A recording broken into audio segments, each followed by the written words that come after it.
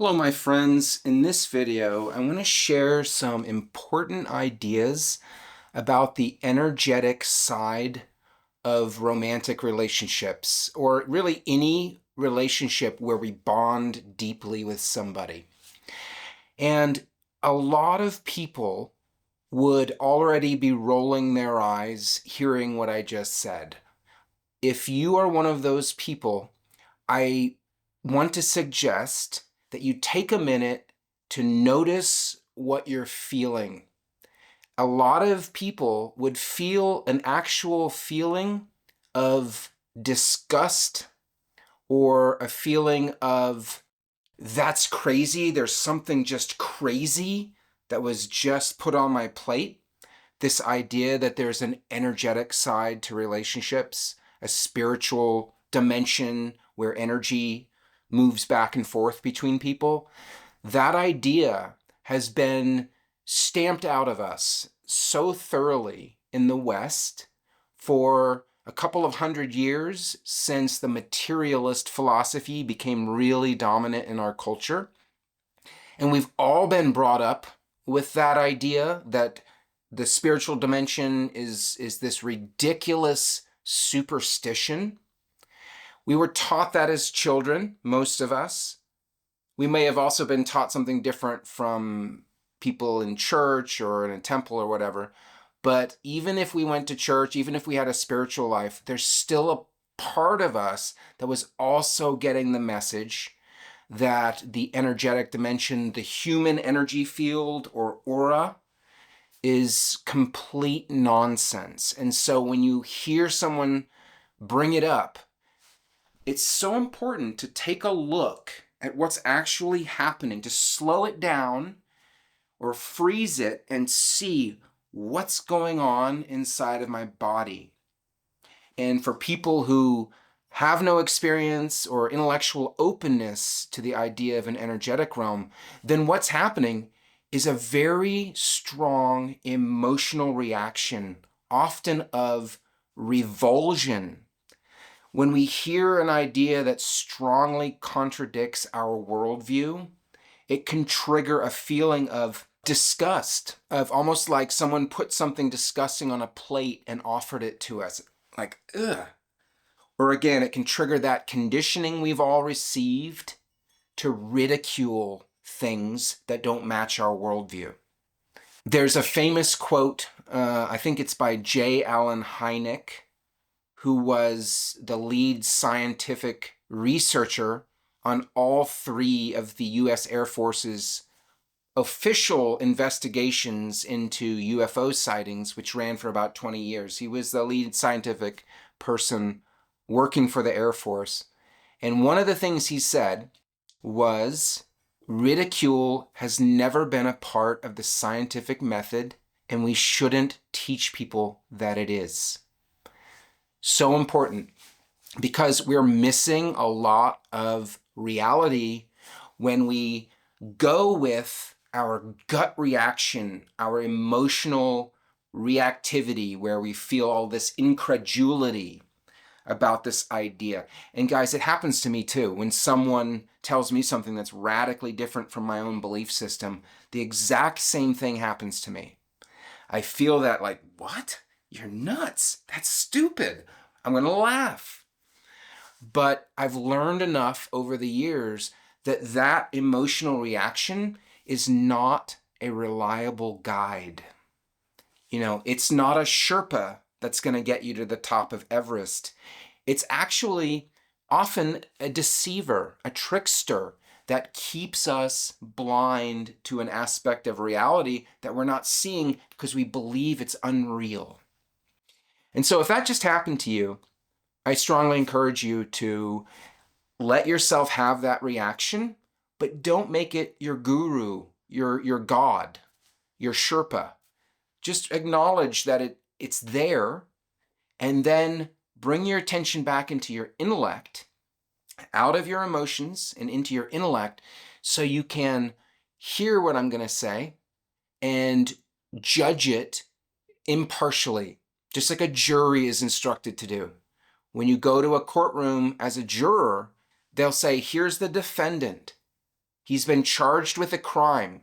And you might look at him and think, because he's sitting there, because he's charged with a crime, he's probably guilty. But I don't want you to look at him that way. What I want you to look at him like is that here's an innocent person. And it's only after you hear all the evidence from both the prosecutor and the defending attorney, only after you look at the evidence, weigh it in your mind, then you make a decision that maybe he's guilty. But before then, you keep that openness, that impartiality. That's what science, true science, is all about. We don't come running in with biases to mock and ridicule strange ideas. We come in with neutrality so that we can really see what's there. And of course, most people who don't believe in this and would laugh at what I'm about to say probably didn't click on this video in the first place. But there's some of you might be on the fence. So I want to talk about what happens in our energy field when we start to bond with someone, especially romantically, but it affects all relationships really.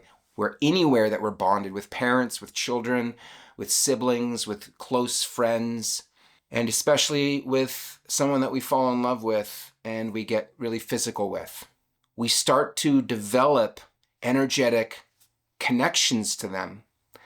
And it's so important to understand what's going on there because it has such a massive impact on us. And if we ever decide to end one of those relationships, or the other person decides to end it, knowing what's going on energetically can make that loss or that disconnection so much easier. So in this video, towards the end, I'm going to teach you some techniques for how to disconnect from somebody and reconnect with yourself in a way that will alleviate a lot of the pain that happens. I also want to point out that breakups can range from mild to severe depending on two factors, us and them. Some people don't really allow themselves to feel their emotions very much. They may not be a very sensitive person, or they may just be very shut down. And if that's who we are, then a breakup might not be that intense, where we are either not really feeling a lot of emotional intensity because we're not very sensitive, or if we do have a lot of emotional intensity, we're suppressing it with all of our might. The same is true of our partner. And ironically, perhaps, if our partner is someone who doesn't feel very deeply, it can be so much easier for us, especially if we're sensitive, to break up with them because we're not feeling all of their pain being communicated through these energetic connections with them. I've gone through a number of breakups in my life, and the really emotional women, oh my God, even if I'm the one who initiated the breakup, I was really clear it was the right thing to do. I really wanted to get out of there. If they were really emotional about it and still wanting me, all of their pain was coming into my system, and it felt like me. It felt really painful, and it was really difficult. And then I've broken up with women who were pretty shut down or unemotional. Same thing, where I'm feeling like this is the right thing to do and I need to get out of there. And it was so much easier for me because I am a very sensitive person. I feel energy really strongly. And it was so much easier for me to break up with someone like that because they weren't sending all of this pain through this transceiver of our human energy field. So I want you to be aware of that. Are you a really sensitive person? Probably a lot of people who are drawn to videos with titles like this one are people who are very sensitive to energy. If you're very sensitive to energy, oh my God, guys, it sucks so hard sometimes, right? It's horrible sometimes. And then other times it's beautiful. It's an amazing superpower. And then it's this Achilles heel sometimes that cripples us. So that's what this video is about. It's to help really sensitive people like us, and also people who aren't quite as sensitive. So let's talk about that sensitivity. Why are people so different when it comes to sensitivity? Some people can feel energy really strong. Some, and this is a rare group of people, can see energy with their eyes, physical eyes open, they can see energy. And yet other people, and probably, I guess, a majority of people, don't feel energy very strongly, or at least don't see it or perceive it. Why is there this massive range in the way people interact with the human energy field? I think there's several things that could be at work there. Let's start with babies. When we're born, if you look at a baby, I think what you'll see there is a kind of a radical openness. They have not developed an ego structure. They're kind of like a wide open door, or we could say they're a house with tons of windows, and all those windows are wide open. And that's why it's so important when you're around a baby to have a safe, loving, gentle environment, because they startle easily. Noises can make babies jump. They're wide open. A lot of babies are merged or semi-merged with their immediate environment. And I suspect that a lot of babies can see energy. They definitely feel energy. Probably a lot of them see it. That's why there's so many people who say, when I was a child, I used to see ghosts, or I would have deceased relatives visiting me, or I would see scary things. I've heard it said that a baby's chakras or energy centers in the body are born wide open without any cover or shield over them. And so they feel everything really intensely.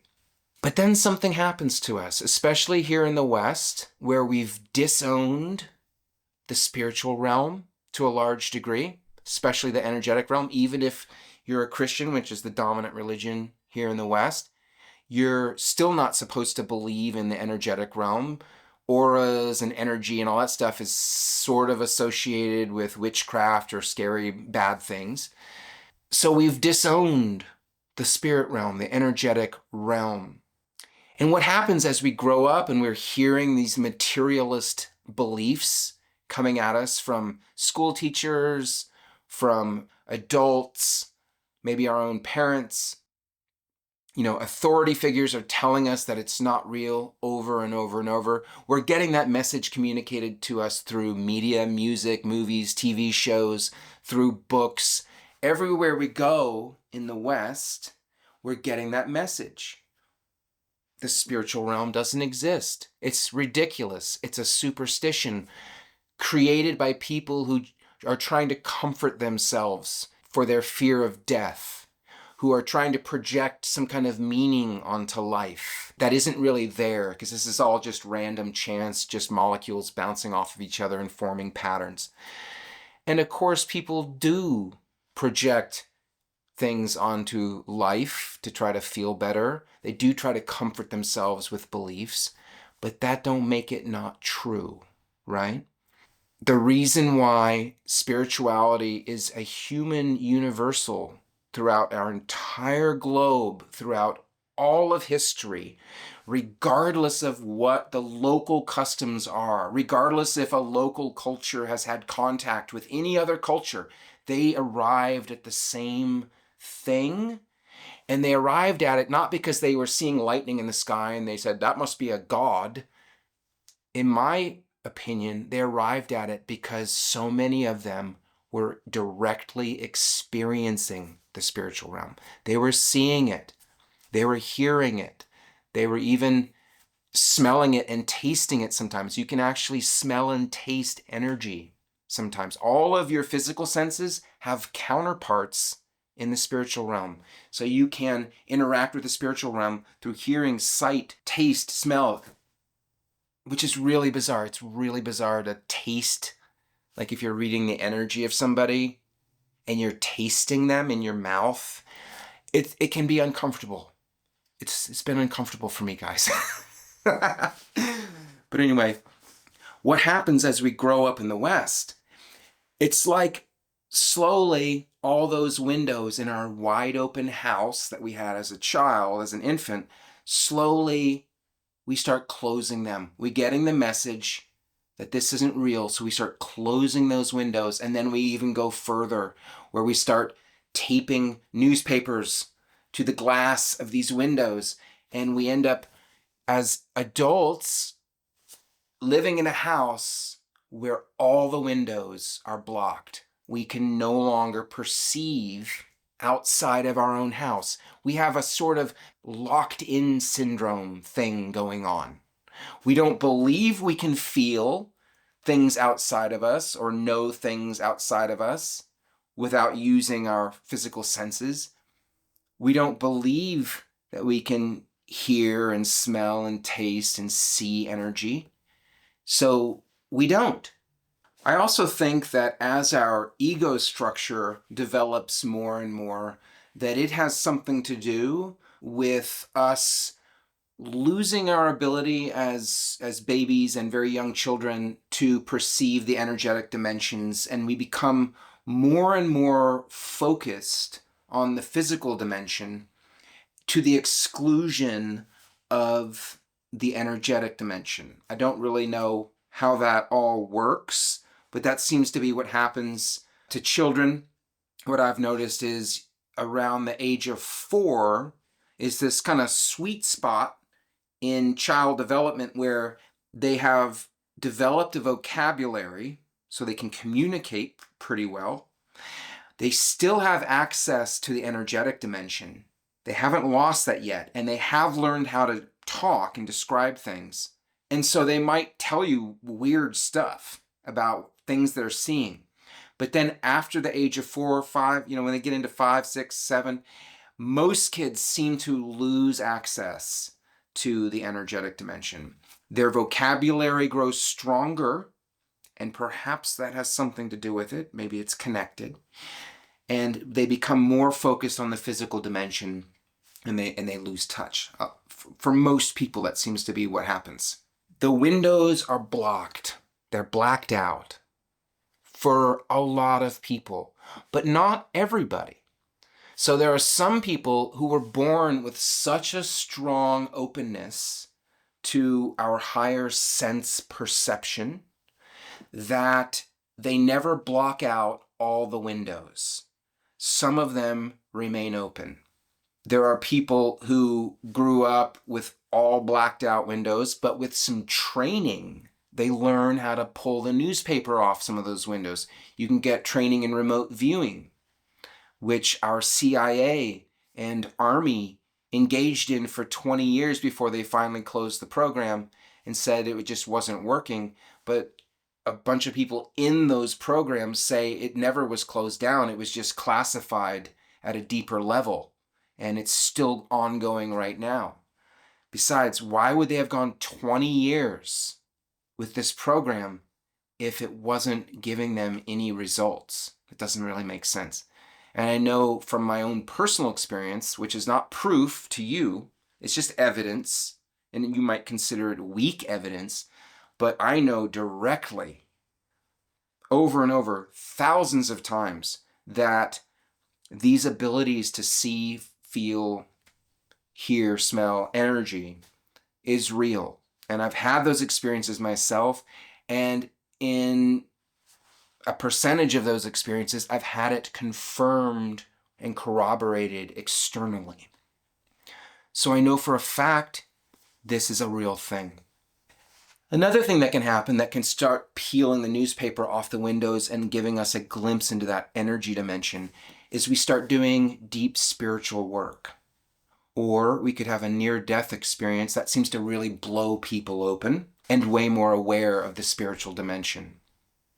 Again, I want to reiterate, if you don't have any personal experience with the energetic dimension, you can cultivate it. It can be learned. In my experience, anybody can learn it, but some people have a greater aptitude for it than others. Just like some people have a greater aptitude for math or for visual art or for music or a bunch of different things. We're all born with different strengths and weaknesses, and I believe it's on purpose because we're meant to work together and live together. And so your strength might be my weakness, but when we work together, we're both stronger than when we're separate because I have strengths that you don't have. And so some people are never going to be total wizard level psychics or able to perceive the spiritual dimension, but we can all do it to varying degrees with training or through some freak accident like a near-death experience. But doing spiritual practices does it too. I started seeing energy for the first time only when I was living in India. I was 16 years old, went to India, and I started seeing blue light around things and around people. And I never understood why it was always blue or sometimes clear. It was like a clear outline, but it was usually a dark blue. And I never understood because people were telling me, oh yeah, auras can be all different colors depending on what you're feeling. And I was like, why am I always seeing blue then? And that brings me to a book I want to share with you. This is where I'm getting a lot of my information. Barbara Brennan's book, Hands of Light. I first saw this book when I was in my early 20s. I had just left the ashram like a year or two before. I went to a friend's house. I saw this laying on a coffee table, and I was super arrogant, thought I knew everything about spirituality. I really looked down at New Age stuff, and this looked totally New Age to me. Hands of Light, you know, angel hands and energy and all that stuff. And I rolled my eyes and I thought, this is going to be another stupid New Age book, but there's no way I couldn't find out for sure. At that point, I was so hungry for knowledge, and that lasted for decades, that I had to pick up the book and I had to start going through it. And I had to confirm that it was actually a stupid book. Otherwise, I would not be able to stop thinking about it. So I opened up the book and I got to this section in the book where Barbara Brennan hired a professional artist to make color illustrations of what she was seeing.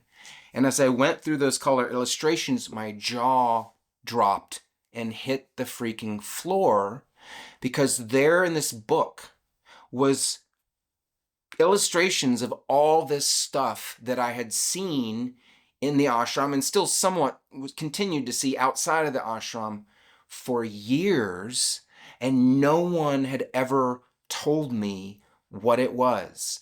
And I immediately began reading this book, and it was like finding a user's manual for my experiences in the ashram, because so much of the crazy stuff that happened to me there, no one ever explained it to me. And the thing that I love about Barbara Brennan's book is that she was a NASA scientist who eventually left that career to focus on spirituality because she had an unusually clear and vivid visual perception of the energetic realm. She saw things super clearly. So she had the newspaper pulled off the windows in her visual center in an unusually big degree. She could really see things clearly. And because she had that scientific background, she could write a book that was really logical and rational and grounded intellectually. And that's what I love, when spirituality comes together with a clear intellect. And man, this book changed my life. I started working with a teacher at her 4-year healing school. And I've worked with this guy for 40 years now. This book and her second book, which is called Light Emerging, can't recommend them enough if you're interested in energy healing, the energetic dimension, the psychology of the human energy field, or aura. These books are masterpieces on that. I'm also sharing information that I learned when I went for 2 years to what I call a psychic school. There are schools out there that teach you how to be psychic, how to use your psychic gifts. And especially in the Bay Area, San Francisco Bay Area, and in Northern California, there's a number of schools. One is the Berkeley Psychic Institute, I think. They're kind of famous. They've been around forever. The school I went to was over in Marin County. It's called the Foundation for Spiritual Development. It is still operating. It's an amazing place. Highly recommend you connect with one of their teachers there if you want a reading or a healing. They spend years working to get clearer and clearer in the use of their psychic abilities because that's a part of their spiritual path. Using our psychic abilities doesn't have to be a part of a spiritual path. And in fact, in the East, they tend to warn people on the spiritual path to stay away from psychic abilities and other supernatural powers. They're not really supernatural. They're just inherent. They're soul level abilities that are inherent to us, but they actually warn people to stay away from them because they can become distractions and they can feed the ego. And that's true. I mean, anything can feed the ego. The ego will find a way to feed itself off of almost anything. But when you start using your higher sense perception, especially in a society where most people aren't using it, then it can make you feel really special.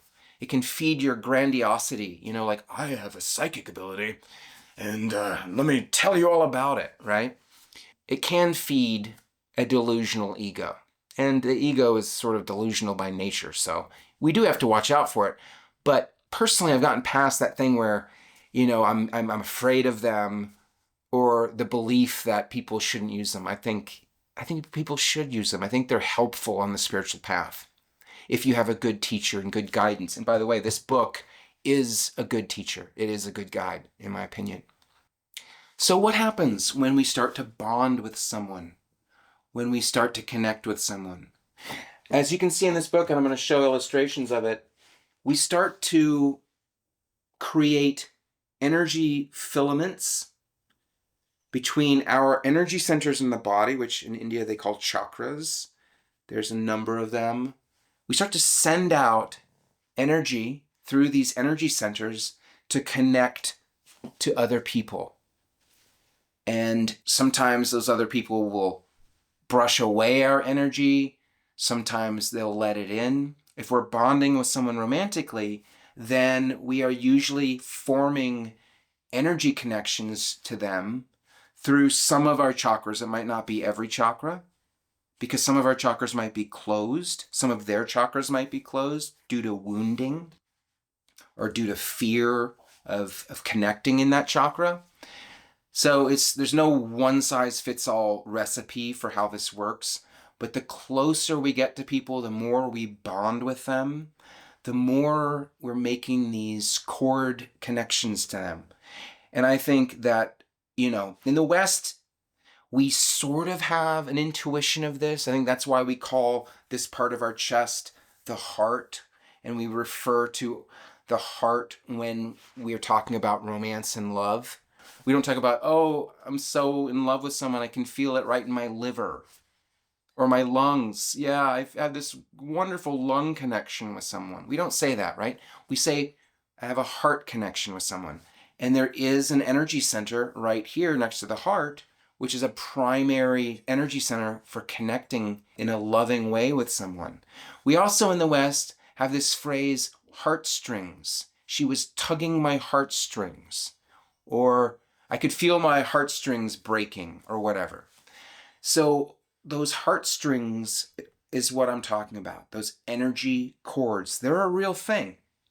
And there's other ways that our understanding of the energy dimension has sort of snuck into our language. As we could say red with anger. Anger is red. I mean, we also get red in the face sometimes, so that might be where that comes from. But white with fear. Barbara Brennan says that fear is a white color. I've actually never perceived fear directly myself. I have perceived anger. And that was like one of the ones that really blew my mind in her book. I once saw myself when I got really angry at a spiritual being, in fact, who was messing with someone that I loved. I got super duper angry at this being, and I stormed over to it and commanded it to stop messing with my girlfriend, actually. And without intending to or thinking about doing this, I perceived these jagged little red lightning bolts shooting out of my energy field. I looked like a porcupine made out of red lightning bolts. And when I first looked in this book, I found that color picture of anger being expressed, and there was the exact same looking little red lightning bolt. There was only like one or two in the photo because apparently they weren't as angry as I was when I saw myself like a full-blown pufferfish of angry lightning bolts. Here's the illustration of anger being expressed. And remember, I had that same kind of lightning bolt all around my entire body, and they were all crackling and twisting and alive. And it was super crazy looking, and it almost startled me that I saw it on myself. I didn't see those little red dots in my field that day, but I'm sure anger can be expressed that way also. But I also want you to take note of that blue outline around the person's body. If you remember when I said I always saw blue light, and it was only when I got Barbara Brennan's book that I finally understood that. And that's because Barbara Brennan explains that the aura human energy field has many layers to it. And the first layer, which is the layer that's vibrating in the most dense frequency, closest to our physical body, and it's also the easiest layer to see because it's vibrating at that frequency, is blue. It's always blue. And that's why I always saw blue outlines on people, exactly the same color that you see in that illustration right there. But we have these terms in English where we say white with fear, red with anger, green with envy. I don't know if envy is actually green. I don't know any of the others. But we put colors on certain emotions. And I think it's probably not by chance. There's a wisdom. Maybe it's even unconscious for so many people, but it's always kind of trying to get in to our conscious mind. Even people who have no experience perceiving directly the human energy field have often had a random experience of knowing when a loved one was in trouble. There's the classic thing of the mother knowing immediately when her child has been hurt or killed. There's a feeling of doom and sadness that she instantly feels across the country or across the world when her baby child has been hurt. Or we have a lover, a partner who cheats on us, and we start to feel that there's something going on, even though it's perfectly normal looking on the outside. Or it used to be, and now this is interesting, it used to be back when telephones had a wired connection to the phone call, because I was born in '69, so I grew up with phones that were wired to the wall. It used to be that when the phone rang, I often knew instantly who it was before I could even think or wonder, who might this be? Just that person's face or name would pop into my head, and I would just know who it was, and I'd pick up the phone, it would be them. I haven't had that experience in so many years, and it makes me wonder, is it because we switched to wireless, and for some reason wireless doesn't transmit the same energetic component of someone who's calling us? I'm curious, have you had that experience too? Did you used to know who was calling when you had a wired phone, but now that we're in the wireless age, you no longer get that? I don't think I've had it once when I've gotten a phone call on a cell phone. So all of those experiences of knowing what's going on with someone else, or knowing who it is that's reaching out. Some of us can feel when someone's thinking about us a lot, when someone really feels a lot of emotion for us, like someone we've broken up with or someone that we're falling in love with. That information that we're getting from the other person is being transmitted through these energy cords, especially if they're at a distance. Those energy cords are like a landline between our heart and their heart.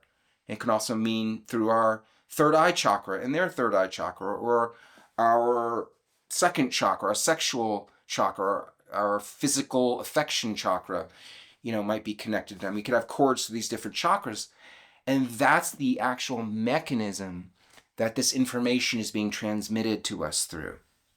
If someone's in the room, we might feel their energy not through chakra cords, but just because their human energy field is there in the room and they're letting out energy in the room. Some people let out a ton of energy when they walk into the room. We'll immediately turn our heads to see who it was, and other people could have walked into the room and walked out and we never even noticed they were there because they don't put out a big energetic signature. Some people can really kind of conceal themselves. They can almost be invisible. Some people really know how to do that well, and some people don't. Like me, there's a technique called body of glass where you make yourself completely transparent energetically, which can be really useful if there's a lot of negative energy around you and you don't want to pick any of it up. You go body of glass and it won't stick to you. It's like you're not there energetically. People won't notice you. You can walk right up to them on a long sidewalk, walking straight towards them for an entire block, and only when you get right next to them and you say hi to them do they suddenly see you, even though they were looking right at you, because you were in body of glass. Yes, I've had that experience. Not me doing it to them, but them doing it to me. 2 teachers at this psychic school I went to, very advanced. They could do body of glass way better than I can because they've been practicing it for a decade or longer. And I never really practiced it very much because I don't really like being invisible. I like being seen and getting attention, right? Maybe that's why I have a YouTube channel. But I've never been good at that. But other people can get so good at it that you will not see them or feel them. So here's an image of a couple in love from Barbara Brennan's book, Light Emerging. And you'll see those cords going between their chakras. That's what it looks like on an energy dimension. Don't worry if you don't ever see that. I've never seen it as clearly as it's being portrayed there. Remember, Barbara Brennan was unusually, almost insanely clear visually. I've only gotten glimpses here and there, but all my glimpses match what's in her book, and they match her explanations for the things. It's not like I saw red lightning bolts and she has a picture of a red lightning bolt, but she says it's love or something. No, it was anger, and when I saw it in me, it was also anger. An interesting story about this image, though, is that it was drawn based off a real couple that Barbara Brennan knew. That woman was a teacher at the Barbara Brennan School of Healing, and the man might have been another teacher, but they had fallen in love. So Barbara Brennan was looking at the interactions between their energy fields so that she could have the artist draw it. But I actually met that woman. She actually looks like the woman in this image here. I believe her name is Victoria, and I have a funny little story about her. I met her at a convention in Austin, like a spiritual convention called the Whole Life Expo. And I was just wandering through the convention center and looking at different booths. And when I was looking at one particular booth, I felt a wave of energy come at me from my left side, and it felt like an industrial fan had been turned on, and like a wind just hit me so strong that it kind of like rocked my body. And I immediately turned and go, what the heck was that? And I look, and about 30 feet away, I see a woman has a massage table set up in the middle of this busy walkway with all these different booths. And she's got her hands over someone. And I'm like, I have to talk to that woman. And that was Victoria, the same woman in this image.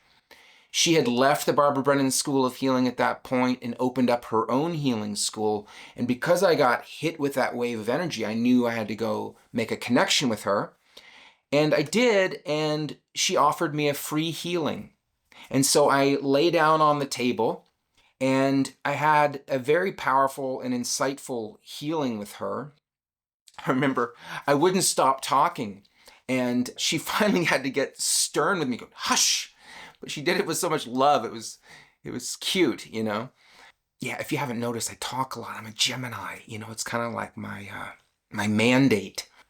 And there was another point where I saw her remove something from my chest, and it looked like a long kind of tube looking thing about that big, and it was glowing orange, looked like a glowing orange energetic tube, like a woman's lipstick or something.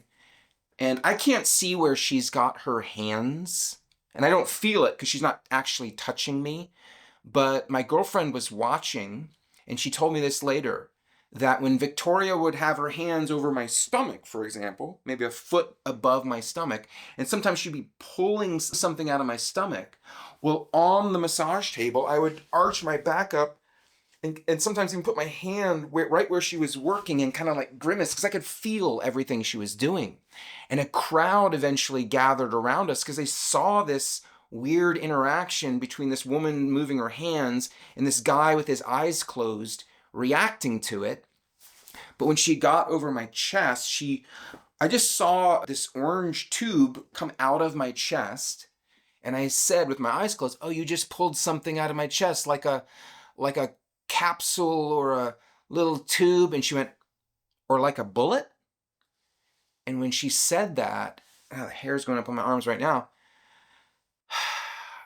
I just got it. It's like, whoa, I had been shot and killed in a past life, and the energetic form of that bullet had become lodged in my aura, and she had just removed it. So we all have stuff in our energy field from previous lifetimes. And a part of an energy healing is an energy healer will remove and repair stuff like that. And when we were done with this healing, Victoria said, "We did a lot of work. You should probably take it easy for the rest of the day." And, I'd already been working with my healer from Barbara Brennan's School of Healing for many years at that point, had many healings, very powerful ones. And I kind of almost felt, like, what, you think I can't handle healing? I've had so many healings. Come on, guy. I can deal with your healing. I'm not going to. Oh, I feel fine. And I did. I felt great. Well, I end up going out to eat after we leave the Whole Life Expo. My mom was with us, so my mom and my girlfriend and we go to a cafe in Austin for lunch. It's the middle of the day. I'm excited. I'm well rested. I just had this powerful energy healing. We sit down at the table, and within 15 minutes, I'm asleep. It's like someone was turning off the lights. My energy just drained more and more and more. I said, "Sorry, guys." And I just lay my head down on my arms on the table, and I fell asleep in the middle of a restaurant, which I have not done since I was 3 years old. Okay, I was in my 20s, mid-20s, late 20s, something like that. Her healing had kicked my butt. She was super powerful, that lady. Anyway, that's just a funny aside. So not everybody who falls in love or is bonded with someone is going to have every chakra connecting like that couple does in this picture.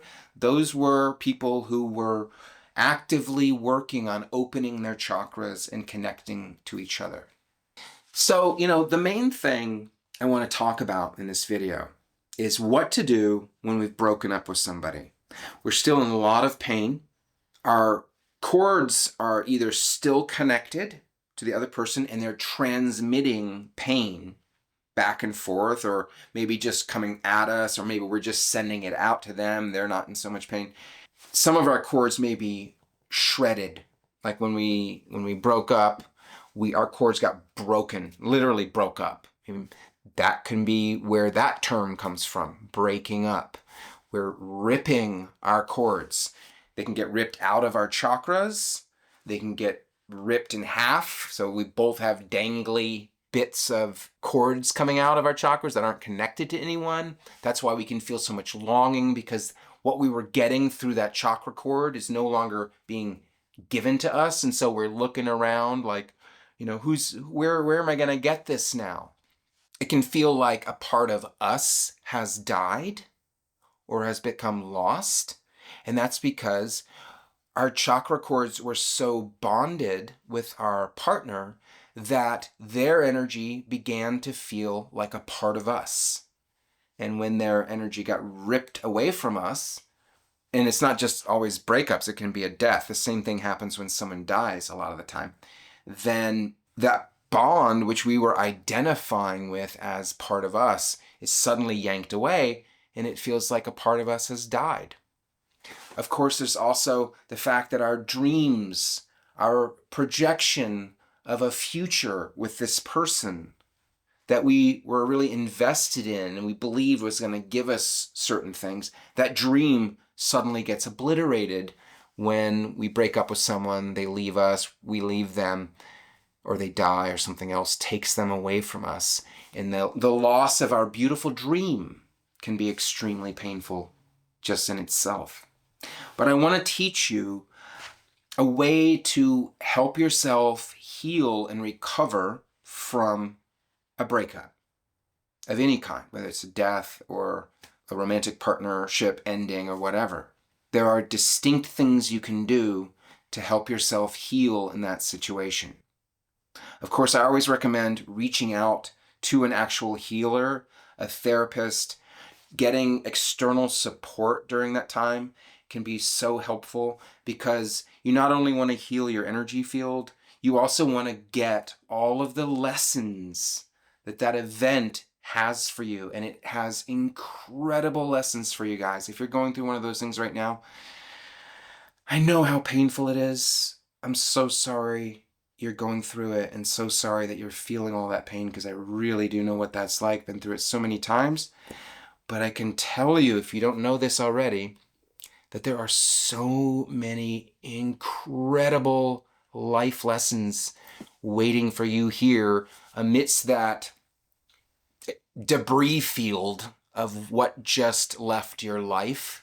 Some of the most powerful and precious lessons of your entire life are right there, waiting for you to pick them up and enrich yourself with them, so that in your next relationship, or just going forward in general in your life, you can be a so much more complete person, and you can take what you've learned and become happier, avoid pitfalls that you've already fallen into, and find what you're really looking for.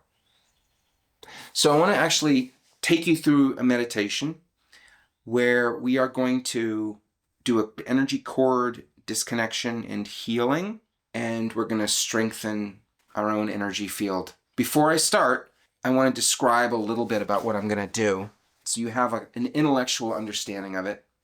And I also want to mention that if you can work with the person you've broken up with and ask them for help in both of you separating in as painless a way as possible, then that is also worth a try.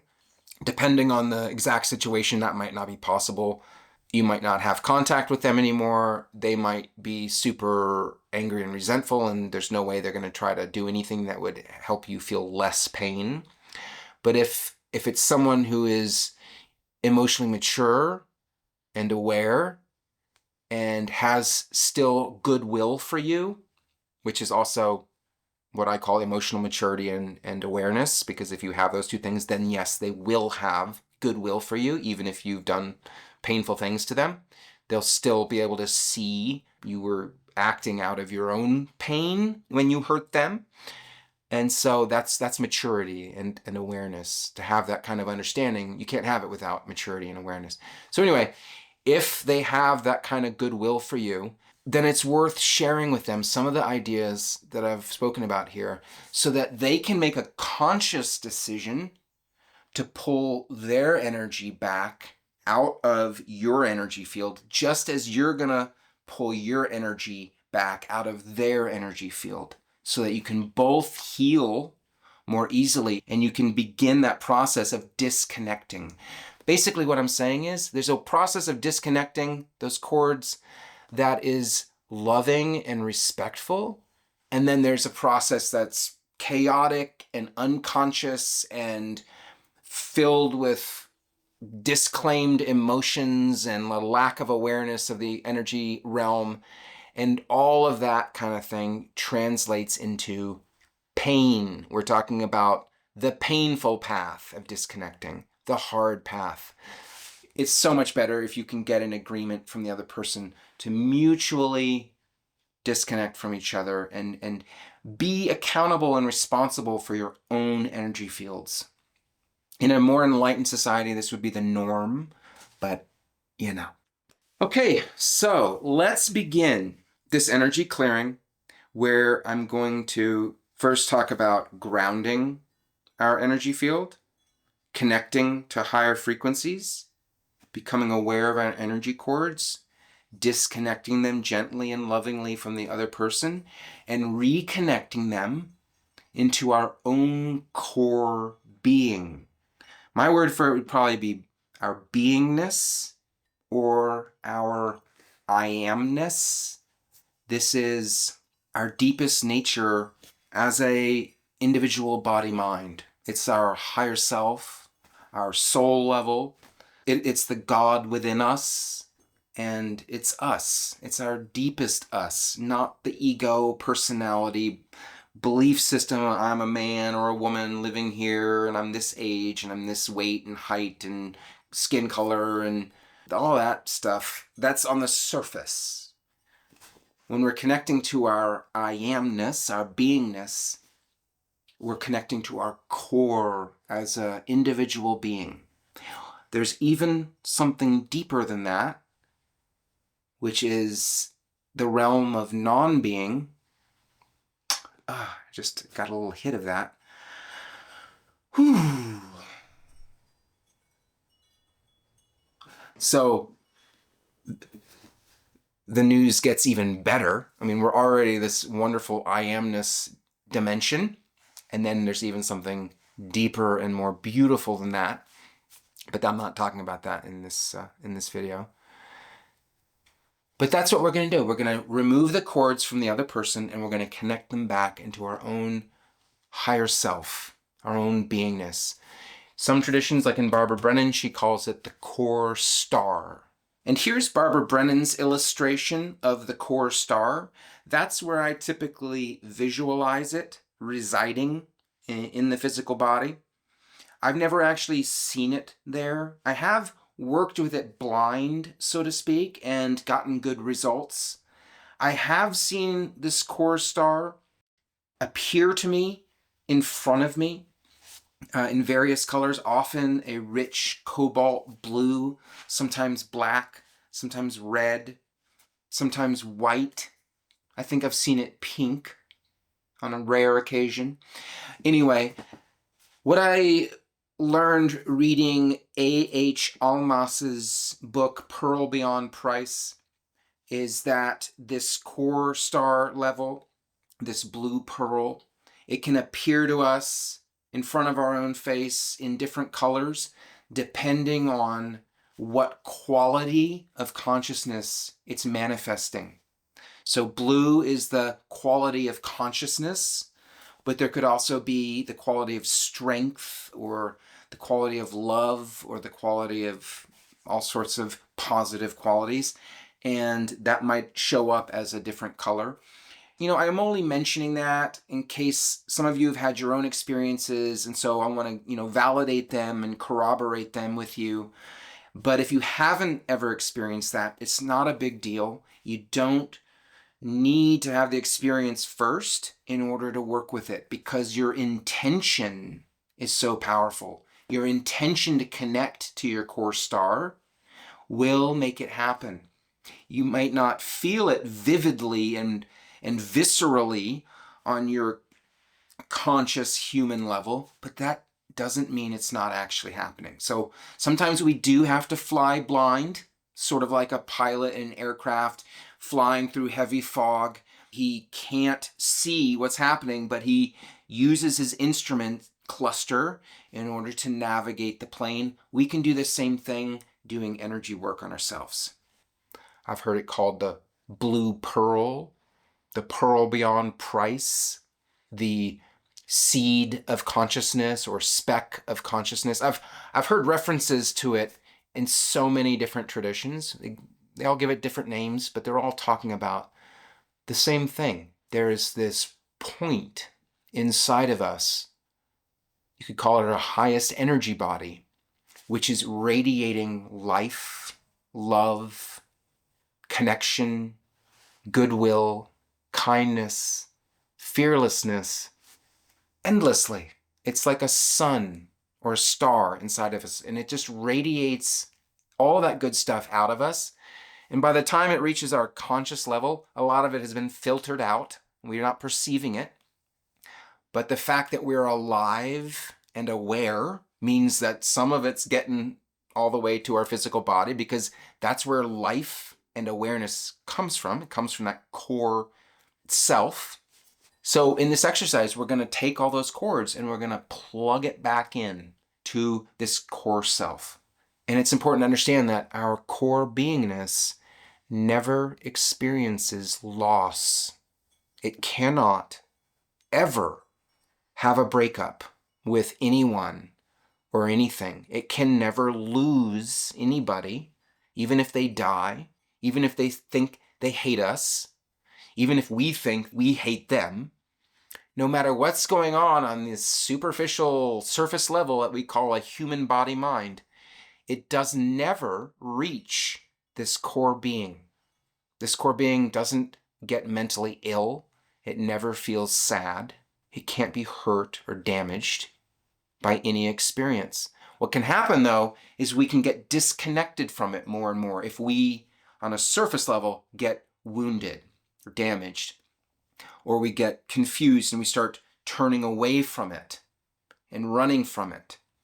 And we start accumulating a lot of painful stuff in between our conscious mind and this core of us. If we start accumulating a lot of unresolved wounds, they act sort of like a barrier between our conscious mind and our core being. And then we get disconnected from it and we wander around this planet looking for it in other people. We look for our beingness in other people. Are you my core star? Are you my core star? Are you my higher self? Do you have the love that I no longer feel because I've lost connection with my core? And there's a feeling like of a hole, an emptiness in my body somehow, in my chest maybe, my belly. It feels like there's a lack of something. That lack comes from disconnection with our core being. So that's kind of the philosophical side of it. Now I want to do the direct energetic side. So to start this meditation, you want to get comfortably seated like I am. You can have your legs on the floor like I am, or have them folded. You want to just take a few breaths and relax and connect to your body. And if you're really sensitive, then you can just start to connect to your energy field, the way that the presence of you feels. Like some of you may feel somehow that what you are extends out of your body a little bit. How could that be? If we're just a body, how come some of us, I'm assuming, can feel ourselves kind of actually in a little bit of a space around us? If you can feel that, that's the human energy field.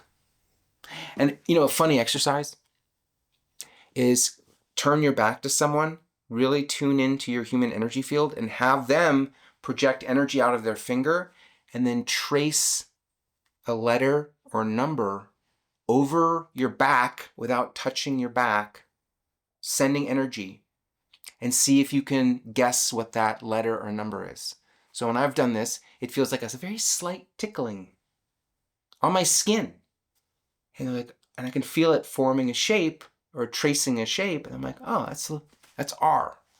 Oh, that's P. Oh, O, whatever. Anyway, I just sidetracked myself. Now I'm really going to start. I just started rambling there because I just think of all these different things to say. But let's actually do the meditation, this healing, start to finish, without me going into commentary, okay? Just take a few deep breaths, sit comfortably, turn your attention away from the outside world, back onto your own inner experience. And the first thing we always do is we ground ourselves and we protect ourselves. And so the way to ground yourself is you feel an energy cord either dropping down from the center of your body, which I put like lower belly. You drop an energy cord down, down, down, down, down, down, down to the core of the planet. This planet is your loving, original mother, Mother Earth. And she does love you, and she's supporting you in so many ways at every moment. And so you drop an energy cord from your center to Mother Earth's center. You can also see the energy cord rising up from Mother Earth. You can make it any color that you want. I usually do a green or a blue or a gold energy cord. I sort of let it be whatever color is most helpful in any given moment. So connect your energy cord. You're grounding yourself, coming into the present moment. And then protect yourself. And the way we do that is we just imagine a golden bubble around your entire body, extending out a few feet on all directions. You can make it much bigger than that if you want. You could make a golden bubble around the entire room. I also recommend doing that. And once you're grounded and protected, we want to bring a frequency of energy into our 8th chakra. And that's the chakra that's a couple of feet above our head at the boundary of our energy field. And so the way I do that is I call on diamond white light. Sometimes I picture a brilliant diamond way up high that's glowing a brilliant diamond white light. I see an energy cord or just a beam of light dropping down from that brilliant glowing diamond, and it connects into my 8th chakra, filling it up with diamond white light. So the whole chakra, it's like a little circular portal, glows with diamond white light. And then I let the diamond white light drop down to the top of my head, 7th chakra, filling up my 7th chakra, filling up your 7th chakra. And then it drops down into your 3rd eye chakra. It fills up your entire head like a lantern. Drops down even further, filling up your throat and neck. And then it flows down your shoulders, down your arms, into your hands, filling up the 2 little chakras in your palms. And you can even see some of it flowing out of your fingertips. There's an endless supply of this energy, so don't worry about that. And then see the energy drop down into your chest, lighting up your whole chest, filling up your heart chakra. And then it drops into your solar plexus, between your chest and your stomach, filling that area up. Drops down into your belly and just fills up your whole belly like it's a big pot of light, glowing light. And then it goes down into lower belly or pelvis area, filling up your 2nd chakra. And then all the way down to the bottom of your spine where your 1st chakra is, filling that up. And then, of course, we see this diamond white light flowing down both legs, filling up the thighs, filling up the knees, filling up the calves and the ankles and the feet, and filling up the 2 little chakras on the palms of your feet. And you can see some energy flowing out of your feet. And you can even see some of this diamond white light flowing down the energy cord that you're connecting to the earth with. you can bring some of this high level frequency down and share some of it with Mother Earth. And just really visualize this. You don't want to just think it in words verbally. That doesn't actually do it. You can use words, but also see it happening as much as you can. And your ability to see it happening will get stronger and stronger the more you do it. The more you do this, the more you open up your higher sense perception so you can see what's happening here more and more clearly, or hear or smell or taste or know what's happening. Some people aren't good at visualizing, and that's okay. Just try to feel it kinesthetically happening. And again, if it's not vivid and strong, don't worry. Do your best. Use your intention that it's happening. You're making it happen. Even if you're not having a really strong experience of it, just do your best and trust that when you intend for something to happen energetically, your intention is making it happen. Just like when I reach out to pick up an apple with my body, my intention makes it happen. Same thing with the energy dimension. Your intention makes the energy move, even if you're not totally sure it's really happening. You just kind of have to have some faith that it's happening, especially in the beginning when you're not used to this. One way you'll know that it's happening is when you're done, you're going to feel different. And when you do it again, it'll be even a little bit stronger. And again, especially if you're doing it every day, then it will build and build in power. Okay, so now you're connected to the center of the earth. You're connected to the higher dimensions, to this diamond white light. You've got a golden bubble around you, and diamond white light is filling up your whole body, your whole energy egg, and you can just let it expand out and fill up the whole golden bubble that you've put around yourself. And once you've gotten this state, you've set the stage, and you can just know that this is going to stay like this while you're doing this whole exercise. You just intend. You don't have to maintain it. It's just going to stay there. You might have to come back if you make a different intention. But if you intend that it will be here during this meditation, it will stay there. Now I want you to become aware of these different energy centers in your body. If you're having a difficult breakup or loss, then there's going to be places in your body that hurt. You might even be feeling what feels like physical pain, as if someone punched you there or hit you with a baseball bat in that spot. Like it's common to feel a pain in the center of our chest that feels like a physical pain, as if we've received a physical wound, even though there is no physical wound there. Why is that? How could we have a physical pain when we don't have a physical injury? Well, that pain is happening in our energy field, not in our physical body.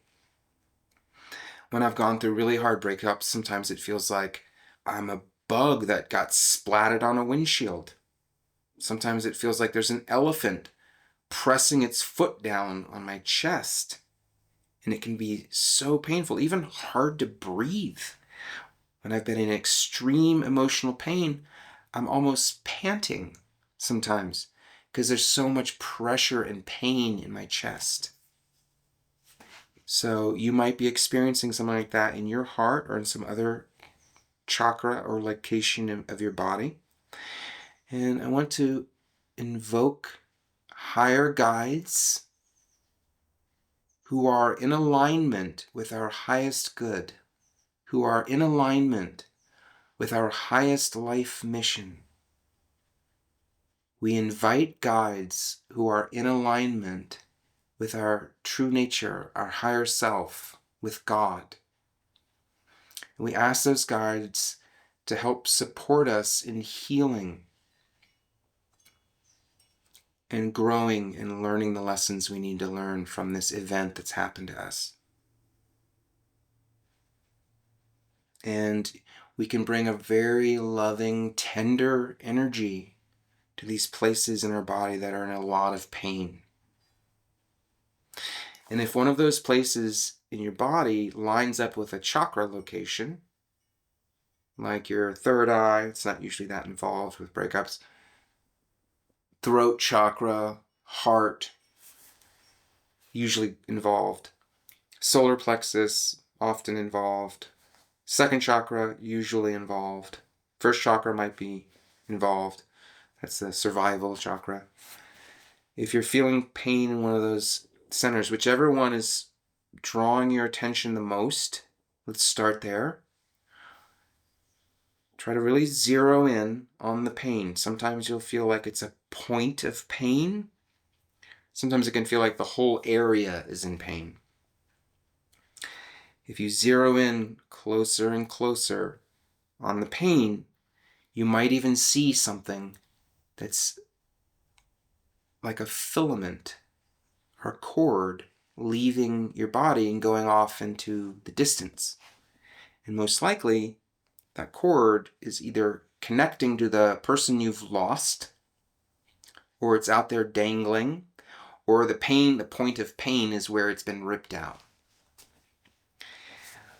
Whatever the situation is, what we want to do is, if our cord is still connecting to the other person, just see it disconnecting, maybe a few feet out from your body. We just make a gentle cut in the cord, and then we take that cord and we bring it back around to ourselves and just visualize it going deeper and deeper into your own being until it comes to a glowing point of light that is filled with peace and love and fearlessness. And we're going to take that cord that was connected into another person, and we're going to connect it into this point of light deep within ourselves. Or it might not be that deep. It might be welling up out of you. But for some folks, it might feel like it's kind of deep. It's under other stuff. And just see that cord going right into the light and connecting to it, so that we are no longer looking for whatever it was, love, connection, safety, peace, validation that we are lovable, whatever qualities we were getting from that relationship with a human. We're now able to draw on it directly from ourself, from that light of God within us. And then say if there's another chakra, maybe your second chakra, you gently and lovingly, reverently disconnect it, bring it back to the core star. And you can go through all of your chakras one by one, starting with the ones that hurt the most. Those are the ones that need it the most, because those are the cords that you were relying on the most with the other person. And just connect them to your core being. And you just trust that they will connect. They will. With your intention, they will. And your core being, your core star, will lovingly receive them, because that's you. And that deeper you has so much goodwill for you. It wants for you to be happy and filled with love and to thrive and all that stuff. So you don't have to worry about being rejected by your deeper self. It will not ever reject you or anyone or anything. And once you've got all those cords there, you can pray and ask your higher guides or God or whatever your deity is to lovingly help heal the other person and to take them gently out of your energy field and out of your total environment, like your house, your property, your job site or whatever, you can even ask your partner on the spiritual realm. You can send this thought to them: I'm letting you go. I know it can be very painful to say that. I'm letting you go. I set you free. I know that we will always be connected on a deeper level in our true nature and our being. We are always connected. And this breakup doesn't affect that level, but we're going to pretend that on the surface, as human beings, that we're taking a break. And you're going to go your way, and I'm going to go my way. We're going to pretend to disconnect, because we are disconnecting on a surface human level, knowing that deeper down, there's no such thing as disconnection or loss. And so you send them on their way with your best wishes. And some of them won't want to leave. That's where talking to them about it and trying to have as gentle and a loving disconnection as possible will help you. And it will help them if they can go along with it. But they might not be able to. So they might keep invading your energy field again when you've removed them. And if you are sensitive, you're going to start, you might gain some peace from this meditation, and you might feel a relief in the healing, but then an hour later, a few hours later, a day later, whatever, you feel them back in your space because they came back, because they haven't really let go. The same is true of us. We might get triggered into longing again. Say we do this meditation, we get really clear and peaceful, and we feel this huge relief because we're connecting, we're getting this nourishment from our deeper nature now, not from the other person. But then we go about our day, we see something that triggers us. Maybe we see a text from them, or we see something that you shared together, or whatever it is. That belief, like, oh no, I've lost someone, pops up again. And before we know it, because we're all sorcerers on some level, we're all sorcerers and magicians on some level. We all do energy field stuff, whether we're conscious of it or not. We may reach out again, we may extend a cord out and try to connect to them again. And they may feel it and so on. This is also why, this is another common experience. You break up with someone and it's really painful and they're totally ignoring you, but then you meet someone new and suddenly they call you an hour later or the same day or the next day. They can feel that you have met someone new because what you did was, when you met this new person that you became interested in, you disconnected your cords from them. You instantly pulled the cords out, doing exactly what I'm trying to teach people to do consciously. You did it unconsciously. You removed cords from them, put it somewhere else. They felt that. And then instead of being the stoic one who was pushing you away, suddenly they feel the loss on their side and they try to get you back. They come after you.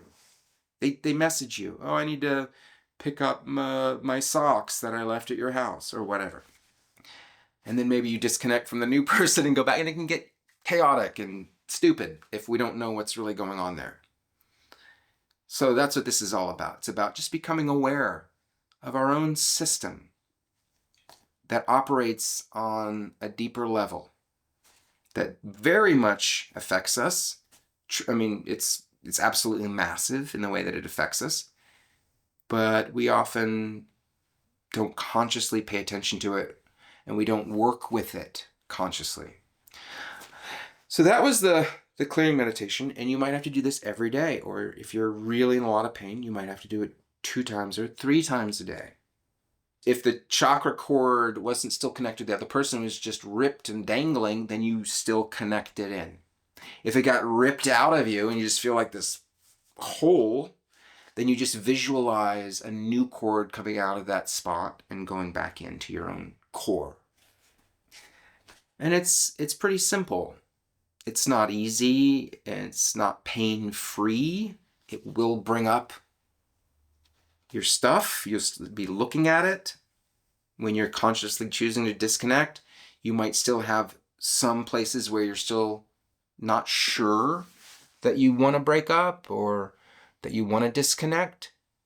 It might be really triggering to make that last step of disconnecting energetically. I once read in a book, I believe it was How to Be an Adult in a Relationship. He said people don't break up typically when they're 100% sure that they want to break up. They usually break up when they're mostly sure that they want to break up. So often when we break up with someone, we might be 51% sure we want to break up with them, but 49% unsure, or some percentage like that. And that remainder of us that is unsure, when we're doing this energy work, we are addressing that remainder that still wants connection and is still maybe connected and getting nourished in some way, even if it's not anywhere close to how we would really like to be nourished. We're still desperate for it a little bit. So I think that's everything I wanted to tell you about this. And hang in there. It's the hardest thing we go through in our lives is losing people. For most people, it is the hardest thing we ever go through. The worst pain of our entire life, often harder than dying of cancer or something like that. Because when we're dying of cancer, we often have people that rally around us and we feel loved and we feel the connection, maybe even more when we have cancer, we're dying of cancer, we might feel even more love and connection in that state than we did when we were healthy and didn't have cancer. And here's a core teaching about healing and about trauma and emotional pain.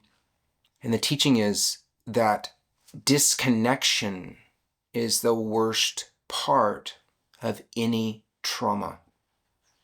And connection or reconnection is the key core part of healing and enlightenment.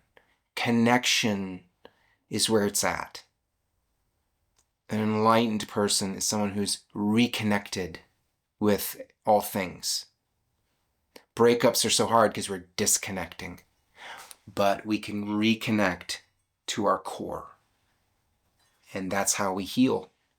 And that's how we become complete. All right, sending you my best wishes and sending them always to myself too, because I also need it. Cheers.